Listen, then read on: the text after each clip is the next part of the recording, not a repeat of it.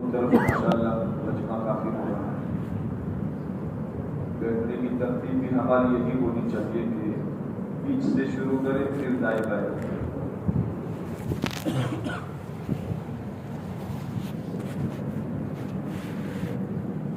بسم اللہ الرحمن الرحیم، الحمد للہ رب العالمین، والصلاة والسلام علی سید الانبیاء والمرسلین وعلی آلہ وأصحابه ومن تبعهم بإحسان إلى يوم الدين.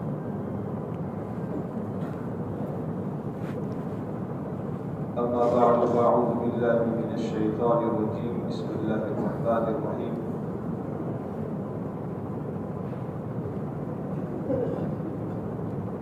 واتقوا فتنة لا تصيبن الذين ظلموا منكم خاصة واعلموا أن الله شديد العقاب.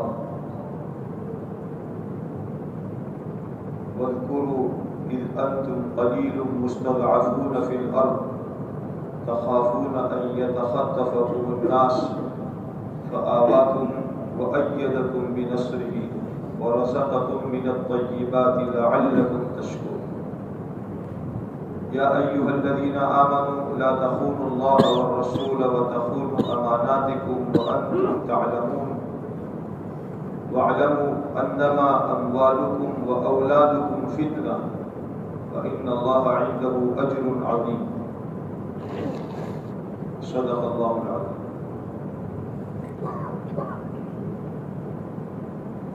وقال عليه الصلاه والسلام في معنى الحديث: من خاف ادلج ومن ادلج بلغ المنزل. الا ان سلعة الله غاليه ألا إن سلعة الله الجنة. وقال عليه الصلاة والسلام في معنى الحديث: لا يؤمن أحدكم حتى يكون هواه تبعا لما جئت به أو كما قال عليه الصلاة والسلام.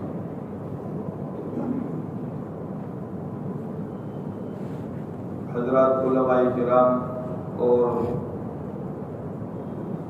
قابل احترام بزرگوں، دوستوں اور بھائیوں،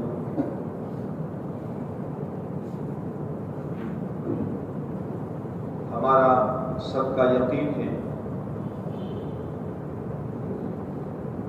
کہ ہماری بقا، ہمارا وجود اور پورے عالم کی بقا دین کے باقی رہنے میں۔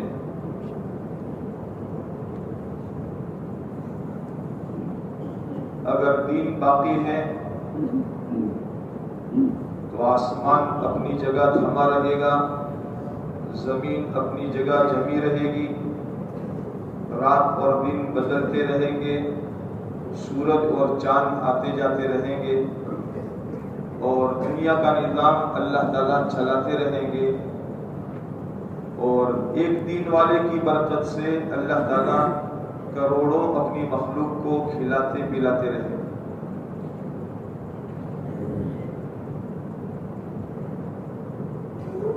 گویا دین جو ہے یہ عالم کی روح ہے۔ جب تک روح باقی ہے تو کائنات میں اللہ کی پھیلی ہوئی مخلوق باقی رہے گی، اور جب روح ختم ہو گئی اور روایت کے مطابق اللہ اللہ کہنے والا بھی دنیا میں نہ رہا تو پھر قیامت قائم ہو جائے گی۔ دنیا اور آخرت میں چمکنے کا، سرسبز و شاداب ہونے کا، شاندار زندگی کے حاصل ہونے کا راستہ صرف اور صرف اللہ کا دین۔ دین کے بغیر مادی وسائل کے ذریعے سے دنیا کا انسان یہ چاہے کہ میں کامیاب ہو جاؤں، سکون اور چین مل جائے، محبتیں مل جائے، اندر میں روحانیت میں اطمینان حاصل ہو جائے، یہ ناممکن چیز ہے۔ اللہ تعالیٰ نے دلوں کا سکون، آپس کی محبت، خوشگوار زندگی کا مزہ یہ صرف دین میں رکھا ہے۔ جب دین نہیں ہوگا تو دنیا اپنی مادی وسائل اور ترقیات کے نتیجے میں بہت ہی اونچے اعلیٰ مرتبوں پر اور ڈگریوں پر فائز ہوگی، لیکن وہ اطمینان، وہ سکون، وہ محبتیں، وہ خوشگوار اور سرسبز و شاداب زندگی ان کے اندر میں نہیں ہوگی۔ اللہ تعالی ہمیں دین پر جینا بھی نصیب فرمائے اور کامل دین پر دنیا سے جانا بھی نصیب فرمائے۔ لیکن میرے دوستو، دھوکہ یہ ہو رہا ہے کہ ہم نے دین سمجھا نہیں یا دین کو سمجھنے کی کوشش نہیں کی۔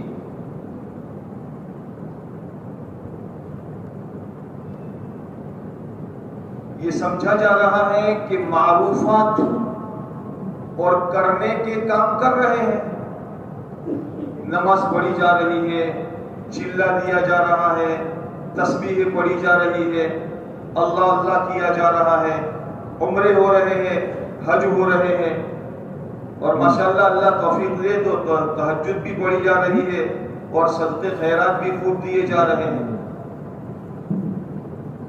دین صرف ایک پہلو کا نام نہیں ہے۔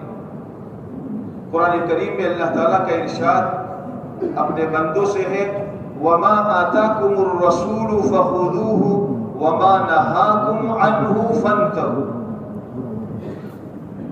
رسول پاک علیہ السلام کرنے کی جو کام تم کو حکم کرے اس کو کرو، اور جن بچنے کے کاموں سے تم کو بچائے ان سے بچ جاؤ۔ دین سے کامل نفع، کامل دین سے کامل نفع جب اٹھا پائیں گے جب دین پورا اپنی حقیقت کے ساتھ ہماری زندگیوں میں موجود ہوگا۔ ہمارے سروں پر پنکھا ہے، یہ پنکھا ہوا کب دے رہا ہے؟ جب اس کے اندر میں دو وائر لگے ہوئے ہوتے ہیں، ایک نیگیٹو ہوتا ہے، ایک پوزیٹو ہوتا ہے، ایک نیوٹرل ہوتا ہے، ایک فیز ہوتا ہے، ایک ٹھنڈا ہوتا ہے، ایک گرم ہوتا ہے۔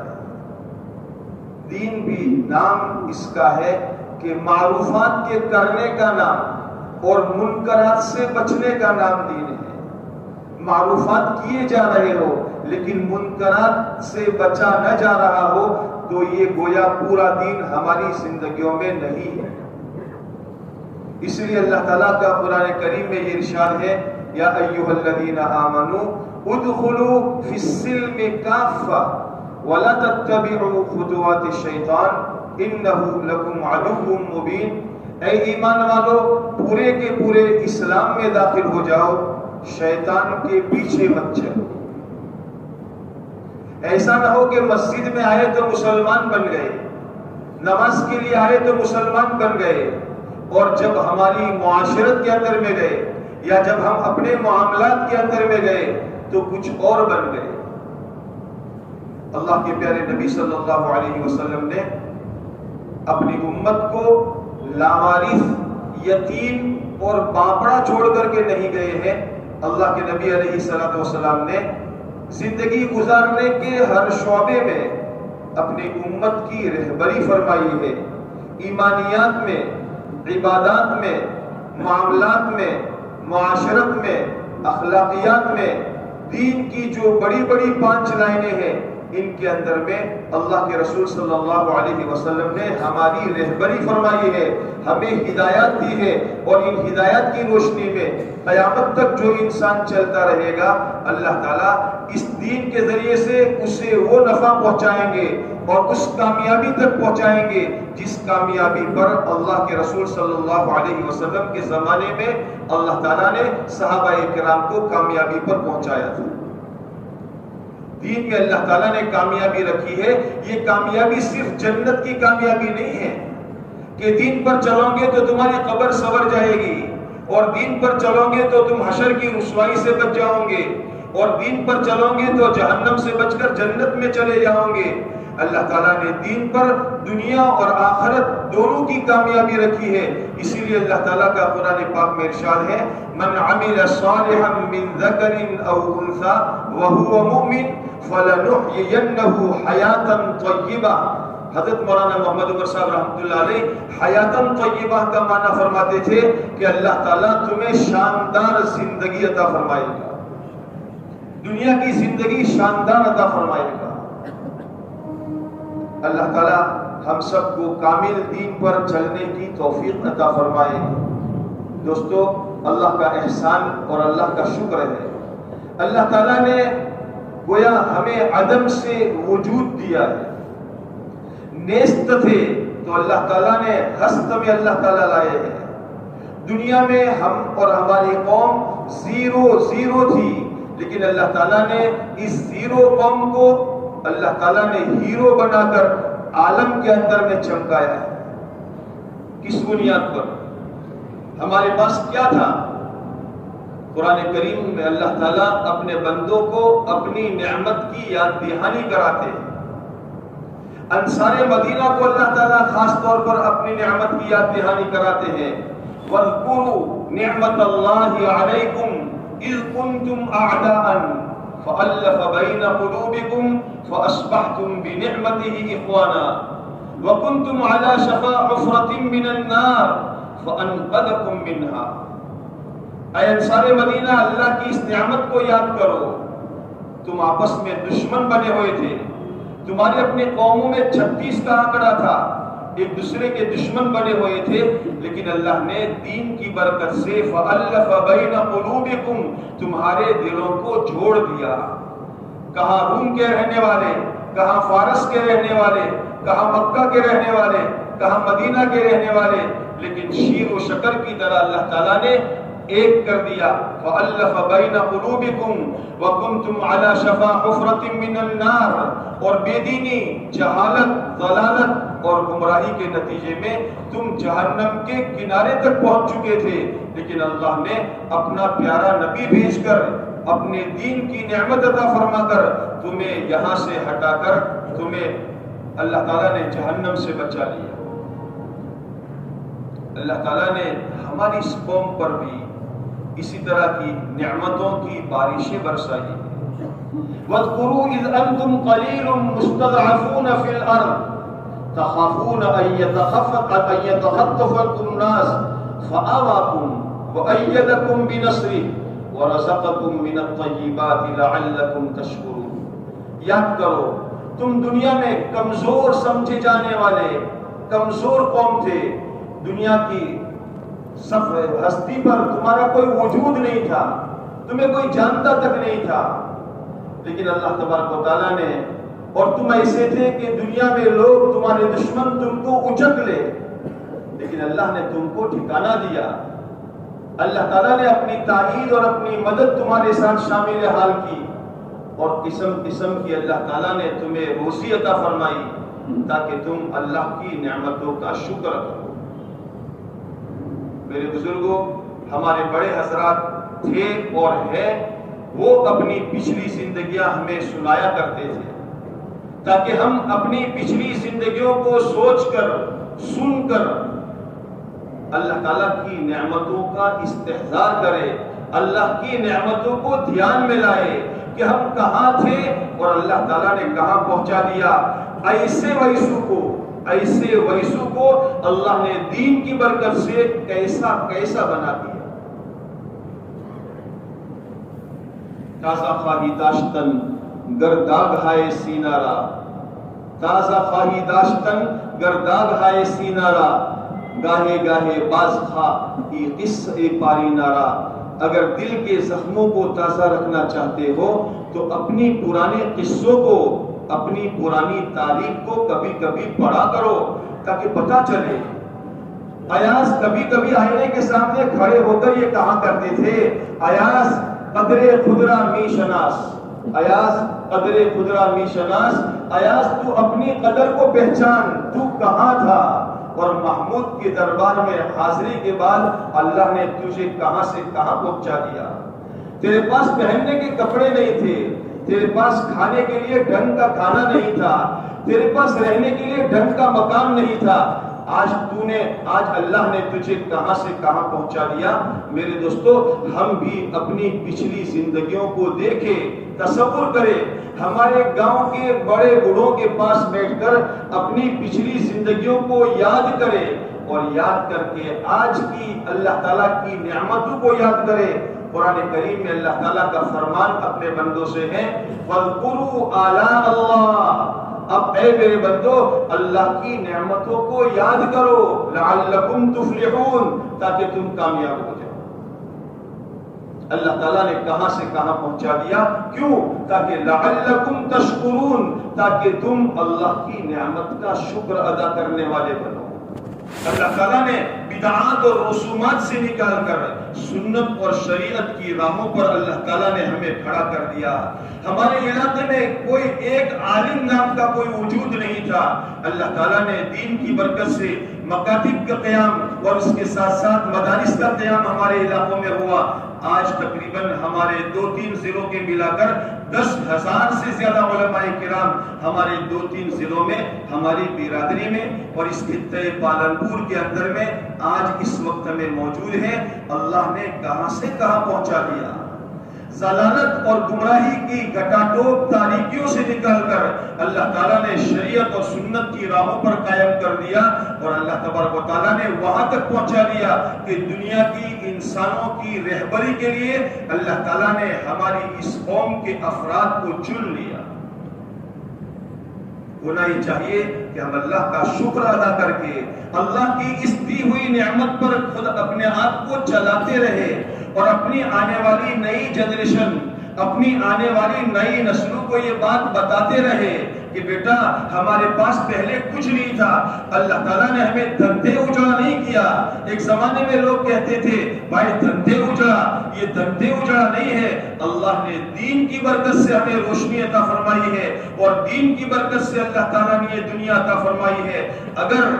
اگر ہم نے اس دنیا میں لگ کر اپنے دین کو بھلا دیا، اللہ کی نعمتوں کو پسے پشت ڈال دیا اور اللہ کو ہم نے بھلا دیا، تو پھر میرے دوستو اللہ بھی وہ دن لا سکتے ہیں کہ اللہ تعالیٰ دوبارہ اس قوم کو صفحہ ہستی سے مٹا سکتے ہیں۔ وَلَا تَكُونُوا كَالَّذِينَ نَسُوا اللَّهَ فَأَنسَاهُمْ أَنفُسَهُمْ، اے لوگوں ان لوگوں کی طرح مت بن جاؤ جنہوں نے اللہ کو بھلا دیا تو پھر اللہ نے ان کو اپنی ذاتوں سے بھلا دیا۔ نعمت کا شکریہ یہ ہے کہ جو نعمت اللہ نے عطا فرمائی ہے اس نعمت کو اس کے مصرف میں استعمال کرنا۔ وضع الشيء في محله فهو عدل وفضل ووضع الشيء في غير محله فهو ظلم۔ کسی چیز کا اس کے محل اور مصرف میں استعمال کرنا یہ انصاف کا تقاضا ہے، یہ فضل ہے، انصاف کا تقاضا ہے، اور کسی نعمت کا اس کے غیر محل میں استعمال کرنا یہ اس نعمت کی ناقدری ہے، اور ناقدری پر اللہ تعالیٰ نعمت کو چھین لیتے ہیں۔ لَإِن شَكَرْتُمْ لَأَزِيدَنَّكُمْ وَلَئِن كَفَرْتُمْ إِنَّ عَذَابِي لَشَدِيدٌ۔ اگر نعمت کی قدردانی کی جائے گی اللہ نعمتوں میں اضافہ فرمائیں گے، اور اگر نعمت کی ناقدری کی تو پھر اللہ تعالیٰ کا عذاب بڑا سخت۔ میرے دوستو اس دین کی برکت سے اللہ تعالیٰ نے ہمیں دنیا کی بہتات عطا فرمائی۔ اللہ تعالیٰ نے تنگ دستی سے نکال کر اللہ نے خوشحالی کے دور دکھائے اور خوشحالی کے دروازے ہمارے پر کھول دیے، جس کے نتیجے میں ہم اس مال کے آنے پر ہم نے اپنے آپ کو مال کی طلب میں، مال کی تلاش میں ایسا لگایا کہ ہم نے شریعت کی حدود کو توڑ دیا۔ ہماری نسلوں نے شریعت کی حدود کو توڑ دیا، ہم نے آنکھ آڑے کان کر لیے، چشم پوشی کر لی، سوکروں کرے سے کروا دم، جم کریں کروا دم۔ لیکن میرے دوستو مال ایک ایسا دلدل ہے جس کے بارے میں رسول اللہ صلی اللہ علیہ وسلم نے 1400 سال پہلے فرمایا تھا، لِكُلِّ أُمَّةٍ فِتْنَةٌ وَفِتْنَةُ أُمَّتِي الْمَالِ۔ ہر امت کے لیے آزمائش کی ایک چیز ہوا کرتی ہے، فتنے کی ایک چیز ہوا کرتی ہے، جس فتنے میں پڑھ کر، جس آزمائش اور ابتلا میں مبتلا ہو کر وہ قوم اپنے دین اور ہدایت سے محروم ہو جاتی ہے اور وہ قوم ضلالت اور گمراہی کی طرف چلی جاتی ہے۔ آپ علیہ السلام کا ارشاد ہے، میری امت کی آزمائش کی چیز اور میری امت کے لیے فتنے کی چیز مال ہے۔ آپ علیہ السلام نے اپنے صحابہ کو بحرین کے مال آنے پر خوشخبری دی تھی، ابشروا واملوا، بشارت حاصل کر لو اور امید لگائے رکھو، لیکن آپ نے آگے فرمایا واللہ الفقر اخشى علیکم ولکن اخشى علیکم ان تبسط الدنیا کما بسطت علی من کان قبلکم۔ میرے صحابہ، خدا کی قسم میں تم پر فقر اور محتاجی سے نہیں ڈرتا، میں تو اس بات سے ڈرتا ہوں کہ تمہارے پاس مال کی بہتات ہو جائے، مال بہت زیادہ آ جائے، پھر تم آپس میں ریس لگانے میں لگ جاؤ، تنافس کرنے میں لگ جاؤ، یہ لکھ پتی ہے تو میں کروڑ پتی بننے میں کے چکر میں آ گیا، اور یہ کروڑ پتی ہے تو میں ارب پتی بننے کے چکر میں، اور یہ ارب پتی ہے تو میں کھرب پتی بننے کے چکر میں، اس کا مکان ایسے ڈیکوریشن والا ہے میں اس سے اچھا ڈیکوریشن بناؤں گا، اس کا بنگلہ ایسا ہے میں اس سے اچھا بنگلہ بناؤں گا۔ فرمایا بس جیسے پچھلے لوگوں نے مال کے آنے کے بعد تنافس کیا، حریفائی لگائی، ریس لگائی، تم بھی اس میں ریس لگانے میں لگ جاؤ، اور جیسے پچھلی قوموں نے مال کی بنیاد پر بھائی نے بھائی کا گلا کاٹا، باپ نے بیٹے کو قتل کر دیا، ایسا نہ ہو کہ میری امت کے اندر میں بھی یہ حالات پیدا ہو جائے۔ اللہ کے نبی علیہ السلام نے اپنے آپ کو مال سے بچائے رکھا، صحابہ کو مال سے بچائے رکھا۔ حضرت صحابہ کرام مال کے آنے پر یوں فرمایا کرتے تھے فتنۃ السراء اشد من فتنۃ الضراء، تنگدستی کا، خوشحالی کا فتنہ، مال کے آنے کا فتنہ، یہ تنگدستی کے فتنے سے زیادہ سخت ہے۔ پیارے نبی سیدنا ابو بکر صدیق رضی اللہ تعالیٰ عنہ کی خدمت میں آپ نے پانی مانگا، آپ کی خلافت کا زمانہ ہے، آپ نے پانی مانگا اور کسی نے پانی میں شہد گھول کر ملا کر شربت بنا کر پیش کیا، آپ نے منہ کے قریب لے جا کر ایک دم گلاس رکھ کر رونے لگے، اور اتنے روئے کہ مجمع صحابہ کا جو تھا وہ بھی رونے لگا۔ جب افاقہ ہوا اور کچھ تھوڑا سکون ہوا تو فرمایا لوگوں نے امیر المومنین کیا ہو گیا، آپ اتنا کیوں روئے؟ فرمایا میں ایک مرتبہ رسول کریم صلی اللہ علیہ وسلم کی مجلس میں حاضر تھا اور آپ علیہ السلام اپنے دونوں ہاتھوں سے کسی چیز کو دفع فرما رہے تھے اور مجھے کوئی چیز نظر نہ آئی۔ میں نے پوچھا اللہ کے رسول علیہ السلام آپ کس چیز کو ہٹا رہے ہیں؟ آپ نے فرمایا ابو بکر دنیا میرے سامنے پیش ہوئی اور میں نے اس کو ہٹایا تو دنیا یہ کہہ رہی تھی اے محمد صلی اللہ علیہ وسلم اگر آپ مجھ سے بچ گئے تو آپ کے بعد والے مجھ سے نہیں بچ سکتے۔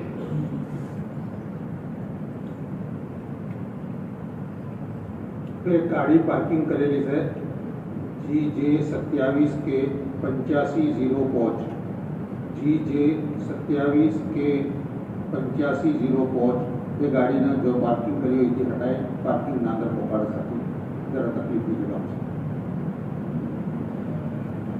اللہ تعالیٰ مال کے فتنے سے ہماری حفاظت فرمائے، اور جب کوئی بندہ مال کی ریس میں لگ جاتا ہے تو پھر حدود اس کے ہاتھ سے نکل جاتے ہیں، حدود نکل جاتے ہیں تو پھر حقوق بھی نکل جاتے ہیں۔ شریعت نام ہے حدود کا اور حقوق کا، حدود ہاتھ سے نکل جاتا ہے۔ ہر روایت میں رسول پاک صلی اللہ علیہ وسلم کا ارشاد ہے الحلال بین والحرام بین وبینہما مشتبہات، حلال واضح ہے اور حرام واضح ہے، اور ان دونوں کے درمیان جو ہے وہ شک اور شبہ والی چیزیں ہیں۔ اپنے آپ کو حلال کے اندر میں رکھے، لیکن جب مال کی ہوس بندے کو لگ جاتی ہے اور اندر میں جب مال کی طلب پیدا ہو جاتی ہے تو بندہ اپنے حلال سے کنارہ کرتے کرتے، حلال سے دوڑتے دوڑتے مشتبہ اور شکوک میں آ جاتا ہے، یہاں تک کہ وہ حرام کی حدود میں آ جاتا ہے، اور پھر حلال اور حرام میں تمیز نہیں کر پاتا، اور جب حلال حرام میں تمیز نہیں ہوتی تو زندگیوں سے دین ظاہری طور پر نماز کا ڈھانچہ رہ جاتا ہے، ظاہری طور پر عمرے اور حج کا ڈھانچہ رہ جاتا ہے، اندر میں وہ حقیقت نہیں ہوتی جس کے نتیجے میں نماز کے ذریعے سے جو صفات اندر میں آنے چاہیے، ان الصلاۃ تنہا عن الفحشاء والمنکر، کہ نماز بے حیائی اور بری باتوں سے روک دے گی، وہ چیز حاصل نہیں ہو پاتی۔ اسی لیے اللہ تعالیٰ نے انبیاء علیہ السلام سے یہ ارشاد فرمایا تھا، اے رسولو حلال کھاؤ اور نیک عمل کرو، حلال کھاؤ اور نیک عمل کرو، کلوا من طیبات واعملوا صالحا، اپنے اللہ تعالیٰ کی طرف سے پاکیزہ کھانا کھاؤ، حلال کھانا کھاؤ اور نیک عمل کرو۔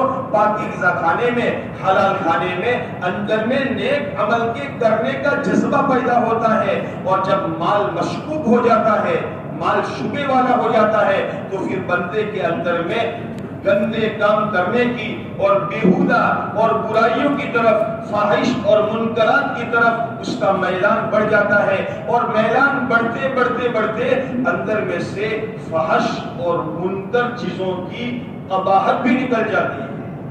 پھر ایک مسلمان ہو کر اپنے اندر میں، اپنی قوم کے اندر میں، اپنی کمیونٹی کے اندر میں، اپنے مسلمانوں کے اندر میں اس فحش اور منکرات کو پھیلانے والا بن جاتا ہے۔ قرآن پاک میں اللہ تعالیٰ نے یہ فرمایا ہے، قرآن پاک میں اللہ تعالیٰ کا ایک فرمان ایک جگہ ہے، جو لوگ یہ چاہتے ہیں کہ ایمان والوں میں منکرات پھیل جائے، ان الذین یحبون ان تشیع الفاحشۃ فی الذین آمنوا، جو لوگ یہ چاہتے ہیں کہ منکرات اور بے حیائی اور زناکاریاں اور بدکاریاں ایمان والوں کے اندر میں پھیل جائے، ان کے لیے دنیا آخرت میں اللہ نے عذاب علیم، دردناک عذاب کا اللہ تعالیٰ نے وعید فرمائی ہے۔ کوئی آدمی اپنی زبان سے تو منکر کی طرف دعوت نہیں دے گا، لیکن اس کے احوال، اس کے طور طریقے، اس کی اپنی دکانوں اور بازاروں کا ڈیکوریشن اور ایلیویشن، اور اس کا اپنا چلنا پھرنا، اور پتہ نہیں اس کی کیا کیا صورتیں لوگوں کو دعوت دے گی بازاری بننے کی طرف، فحش اور منکرات کے آنے کی طرف۔ میرے دوستو، ہم غور کریں، اللہ تعالیٰ نے بے دینی اور جہالت سے نکال کر دینداری کے افق پر پہنچایا تھا۔ ہماری اسی قوم کا اللہ تبارک و تعالیٰ نے ایک فرزند ارجمند ہمارے ایشیا کے عظیم دینی درس کا، وہاں کے شیخ الحدیث بنے، اور آج بھی استاد حدیث ماشاءاللہ ہے۔ اور ہماری اسی قوم کا اللہ تبارک و تعالیٰ نے ایک فرد فرید دعوت و تبلیغ کے میدان کے ذریعے سے عالم کے اندر میں جس کو اللہ تعالیٰ نے چمکایا۔ آج میرے دوستو، مال کی بہتات کے نتیجے میں اور مال کے آنے میں بے احتیاطی کے نتیجے میں ہماری قوم کی برائیوں کے چرچے گھر گھر میں ہونے لگے ہیں۔ اللہ تعالی ہمیں معاف فرمائے۔ جاگنے کی ضرورت ہے۔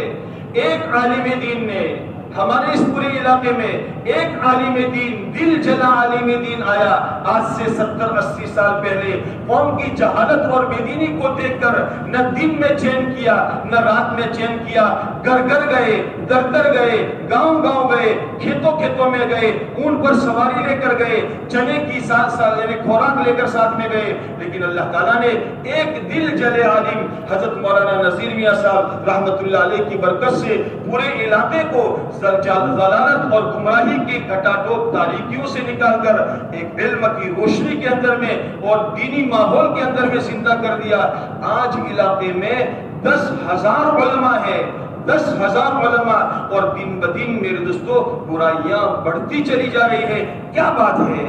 کیا ہمارے پاس اتنا وقت نہیں ہے کہ ہم 15 دن میں ایک مرتبہ سر جوڑ کر بیٹھے، مہینے میں ایک مرتبہ تھوڑا سا فکر لے کر کے بیٹھے، یا اللہ یہ برائیاں آج میں دیکھ رہا ہوں کہ آگ فلانے کنارے پر لگی ہوئی ہے، کہیں ایسا نہ ہو یہ آگ جلتے جلتے میرے گھر میں پہنچ جائے، کل میرے بیٹے بیٹیوں کے ساتھ یہ حالات پیش نہ جائے۔ اس لیے میرا سب سے پہلی ذمہ داری یہ ہے، اس آگ کو قریب آنے سے پہلے، یہ پانی کی رو آنے سے پہلے میں باڑ باندھنے والا بن جاؤں، ڈیم باندھنے والا بن جاؤں، سیلاب کو روکنے کے لیے پہلے سے انتظام کرنے والا بن جاؤں۔ اور یہ انتظام ہمارے بڑوں نے مشورے سے اللہ سے رو کر مانگ کر ایک انتظام چلایا تھا، معروفات کی باتیں کرنا اور منکرات سے روکنا، اپنے آپ کو حلال پر کھڑا کرنا اور حرام سے اپنے آپ کو بچانا، رسوم اور رواج سے اللہ تعالیٰ نے اپنے فضل سے ہمارے بڑوں اور بزرگوں کی ہمارے قربانیوں کے نتیجے میں رسومات، خرافات، بدعات اور گمراہیوں سے نکال کر اللہ تعالیٰ نے سنت اور شریعت پر ہمیں کھڑا کر دیا تھا۔ اب دوبارہ یہ VIP شکل میں اور گویا نئے انداز میں ہمارے یہاں ریت رواج نئے آتے چلے جا رہے ہیں۔ علاقوں میں دیکھیں میرے دوستو، کیا چیز مر رہی ہے اور کیا چیز جی رہی ہے، ہر آدمی اپنے حلقے میں، اپنی بستی میں، اپنے علاقے میں دیکھ سکتا ہے۔ یہاں بیٹھ کر برائیوں کے تذکرے نہیں کرتے۔ سیدنا عمر رضی اللہ تعالیٰ عنہ فرماتے ہیں، امیت الباطل بترک ذکرہ، باطل کو مار دو، ختم کر دو، اس کے ذکر کو، تذکرے کو چھوڑ کر۔ لیکن ہم اور آپ اپنی بستیوں میں رہتے ہیں، اپنے علاقوں میں رہتے ہیں۔ دیکھیں میرے دوستو، ہمارا ایک ایک نوجوان دلہا کتنا خرچہ کر رہا ہے، ہزاروں روپے کا پانی بہایا جا رہا ہے۔ ایک ایک دلہن کی اوڑھنی 10-10 ہزار، 15-15 ہزار، 20-20 ہزار تک میں ایک دلہن کی شب زفاف کی اوڑھنی تیار ہوتی ہے۔ کہاں جائے گی ہماری قوم؟ کہاں جائے گی ہماری قوم؟ ماں باپ اپنے بچے کو روک نہیں سکتے، روکنے کا منہ نہیں ہے اور پیسے پاس میں نہیں ہے، اس لیے ماں باپ لون لینے پر مجبور ہوتے جا رہے ہیں، غیروں کے وہاں بیاج لینے پر، سود لینے پر مجبور ہوتے جا رہے ہیں۔ اور کتنے نوجوان ہمارے اپنے دھندوں میں اور اپنے روزگار کے اندر میں جب دیوالیہ ہو جاتے ہیں اور دیوالیہ ہونے کے نتیجے میں مقروض ہو جاتے ہیں تو کسی سے قرض نہیں ملتا، غیروں کے پاس جا کر دامن پھیلاتے ہیں اور وہاں سے وہ دگنا اور دگنا بیاج پر پیسہ لیتے ہیں اور دھیرے دھیرے گویا اپنا گھر بھی گروی رکھنا پڑتا ہے اور کھیت بھی گروی رکھنا پڑتا ہے۔ کہاں تھی ہماری قوم؟ اللہ نے کس چوٹی پر بٹھایا تھا اور پھر آج ہماری قوم کہاں جا رہی ہے؟ حیرت نہ کر، حیرت نہ کر، ہڈیوں کے میرے چور دیکھ کر، تو وہاں پر دیکھ میں کہاں سے گرا تھا، میں اس اونچائی سے نیچے گرا ہوں، اس لیے اس کو دیکھ کہ میں کہاں سے گرا ہوں، اللہ نے مجھے کہاں پہنچایا تھا اور میں کہاں جا رہا ہوں۔ میرے دوستو، ہم اس بات کا فکر کرنے والے بنے۔ یہ مسئلہ جتنا مجمع آیا ہوا ہے، یہ ہماری اصلاحی جماعت کے عنوان پر کچھ نہ کچھ ہمارے دلوں میں کسک ہے، ہمارے دلوں میں درد ہے۔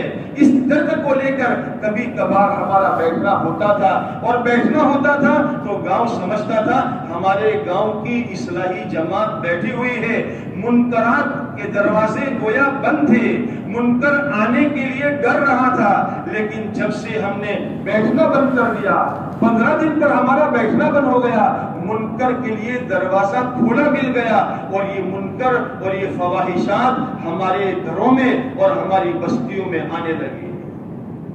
حالات دیکھیں میرے دوستو، یہ نہ سوچے کہ یہ تو فلاں علاقے کی بات ہے اور یہ تو فلاں گاؤں کی بات ہے، یہ نہ دیکھے یہ بے دینی کی آگ لگی ہوئی ہے، کہیں ایسا نہ ہو یہ بے دینی کی آگ کل میرے گھر کو جلا دے۔ اللہ تعالیٰ نے میرے دوستو ہمیں دینداری عطا فرمائی ہے، دعوت کی برکت سے ہمارے اندر میں کچھ نہ کچھ فکریں ہیں، مدارس کی برکت سے اللہ تعالیٰ نے ہمیں علم دین عطا فرمایا ہے۔ ہماری ذمہ داری یہ ہے کہ ہم اپنی قوم کو جاگرک کریں، اپنی قوم کو بیدار کریں، کہاں تھے، کہاں جانا ہے۔ اللہ تعالیٰ نے دین کی برکت سے ہمیں دنیا میں اونچائی عطا فرمائی تھی، بلند مقام عطا فرمایا تھا، اور آج ہم کہاں جا رہے ہیں۔ دوستو، اگر ہم نے اس کی خبر گیری نہ کی اور ہم نے اس کی خبر گیری نہ کی اور یہ سوچا کہ مروا دو، حمزہ ڈھانچہ پر ہمستا نہیں میرے دوستو، ابھی ہمارے دل میں وہ کڑن نہیں ہے۔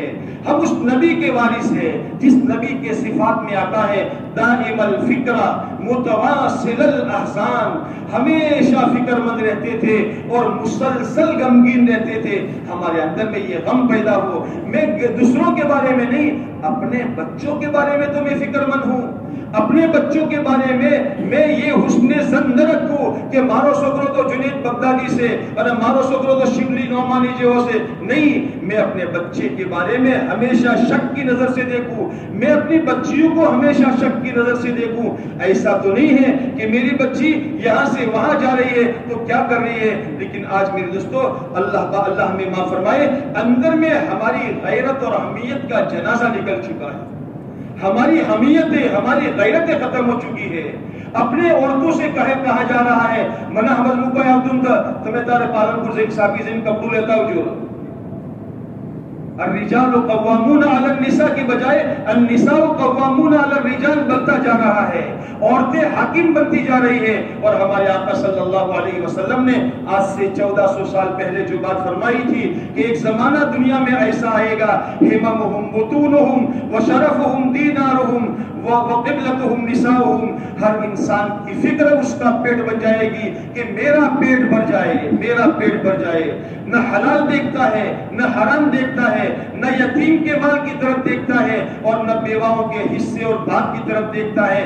بس میرا پیٹ بھر جائے، میرا پیٹ بھر جائے. شیر اور درندے کی طرح انسان بن جائے گا. اور فرمایا انسان کا شرف اس کا روپیہ پیسہ بن جائے گا. کوئی دیندار ہے ٹھیک ہے برابر ہے، لیکن کوئی پیسے والا ہے تو پیسے کی بنیاد پر، مال کی بنیاد پر ہمارا گومنا وڈیل، ہمارا گومنا چودھری، ہمارا گومنا آگیوان جس کے اندر میں دین کی صلاحیت نہیں ہے، دین نہیں ہے. لیکن اللہ کے رسول علیہ السلام فرماتے ہیں دنیا میں مال کی بنیاد پر، روپیہ، ریال، ڈالر، دینار کی بنیاد پر دنیا میں اس کا عزت و مقام ہوگا. اور ایک زمانہ آئے گا کہ اور لوگوں کا قبلہ ان کی عورتیں بن جائے گی. جیسے عورت کہے گی ویسا ہوگا. گھر میں 4 مرد ہیں اور 4 مرد یہ چاہتے ہیں کہ بیٹے کی شادی میں کوئی قسم کا ریت رواج نہ کیا جائے، لیکن ایک گھر والی ہے. اگر وہ گھر والی ضد پر آ گئی تو 4 مرد مل کر اس گھر والی کی ضد کو نہیں روک سکتے. کیا چیز ہے میرے دوستو؟ ہماری ذمہ داری ہے ہم ہماری ماؤں بہنوں کا ذہن بنائے، ان کی افراد سازی کرے، ان کا ذہن بنائے. اگر ہماری ماں بہنوں کے اندر میں شریعت اور سنت کی پاسداری آ گئی، شریعت اور سنت کا لحاظ آ گیا تو اللہ کی ذات سے امید ہے ہماری مومن قوم کی مائیں اور بہنیں وہ شریعت اور سنت پر چلنے والی بنے گی. اگر مرد حضرات بے دینی کی طرف رخ کرنا چاہیں گے تو اس قوم کی بیٹی اس مرد کو بے دینی کی طرف جانے سے روکنے والی بنے گی. ہمارے اسی علاقے کے ایک گاؤں کی کہانی، ایک گاؤں میں ہمارے مولوی صاحب نے یہ بات فرمائی ہمارے سامنے تذکرے میں کہ ہماری گاؤں کی ایک عورت نے مجھ سے مسئلہ پوچھا کہ مولوی صاحب میرے گھر میں مجھے کڑی بنانی ہے، کڑی بنانی ہے تو کڑی بنانے کے لیے دہی جمانی ہے اور دہی جمانے کے لیے آکھن چاہیے.